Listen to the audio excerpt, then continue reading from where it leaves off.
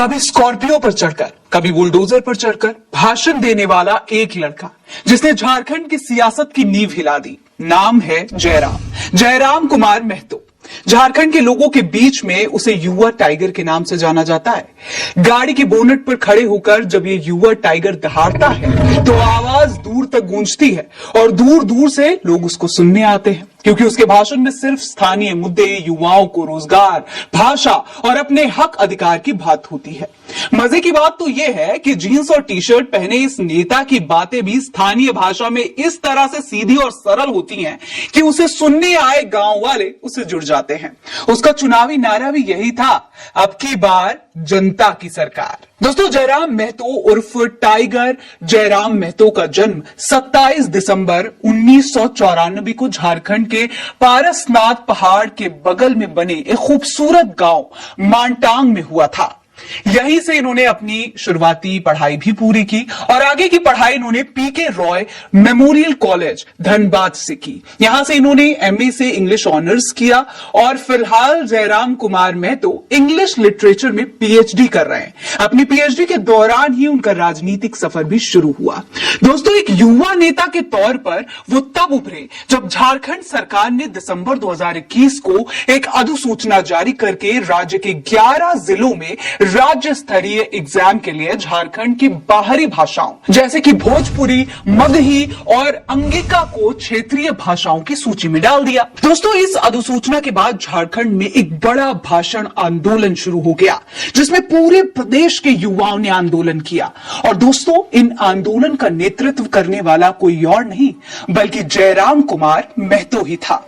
और यहीं से शुरू हुआ महतो की राष्ट्रीय राजनीति का नया सफर। दोस्तों, इसके बाद तो उन्होंने अपनी पार्टी झारखंडी भाषा खतियान संघर्ष समिति भी बना ली और नई पार्टी बनते ही उन्होंने लोकसभा और विधानसभा चुनाव लड़ने की घोषणा भी कर डाली। तमाम रैलियां और बड़े बड़े आंदोलन और गाड़ी के बोनट पर चढ़कर जब जब महतो भाषण देते थे तो सुनने वालों की कतार लग जाती थी। रांची, बोकारो, गिरिडीह, हजारीबाग, रामगढ़ और धनबाद जैसे जिलों में गांव गांव घूमकर अपने संगठन को मजबूत करने वाले जयराम महतो पर भारतीय जनता पार्टी और कांग्रेस समेत सभी राजनीतिक दलों की नजर रहती है। कहते हैं, झारखंड में महतो की बढ़ती लोकप्रियता से अगर किसी को सबसे ज्यादा डर लगता है तो वो है भारतीय जनता पार्टी। दोस्तों, लोकसभा चुनाव के बाद उस वक्त झारखंड की राजनीति में इस नए चेहरे का उदय हुआ जब गिरिडीह लोकसभा सीट से हारने के बावजूद जयराम महतो झारखंड की राजनीति में हीरो बनकर उभरे। गिरिडीह से चुनाव लड़ रहे झारखंडी भाषा संघर्ष समिति के जयराम महतो ने 3,47,322 वोट लाकर यह साबित कर दिया कि झारखंड की राजनीति में आने वाले समय में वो बहुत बड़ा उलटफेर कर सकते हैं।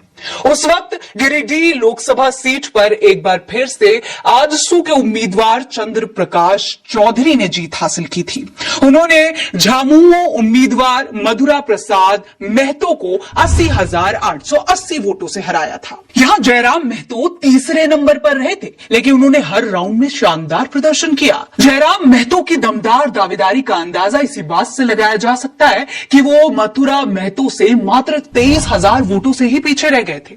शायद इसीलिए वो हार कर भी हीरो बन गए।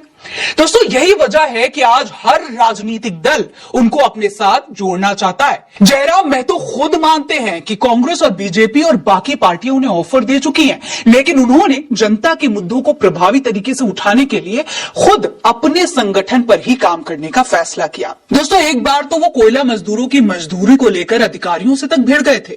तब आम जनता ने कहा था कि कोयला मजदूरों को अपनी मजदूरी के लिए आंदोलन करना पड़े, इससे शर्मनाक क्या हो सकता है। एक समय था कि दलित और आदिवासी नेता अधिकारियों के सामने बात नहीं कर पाते थे, और अब समय बदला है। शासन सत्ता में दलित और आदिवासियों की साझेदारी हुई है। संविधान से मिली ताकत का सही इस्तेमाल अब दलित और आदिवासी नेता कर रहे हैं। अपने लोगों के लिए, अपने लोगों के अधिकारों के लिए लड़ रहे हैं। शोषितों, वंचितों की आवाज बन रहे हैं, उन्हें उनका हक दिला रहे हैं, और इसमें सबसे बड़ा नाम जयराम कुमार महतो का है।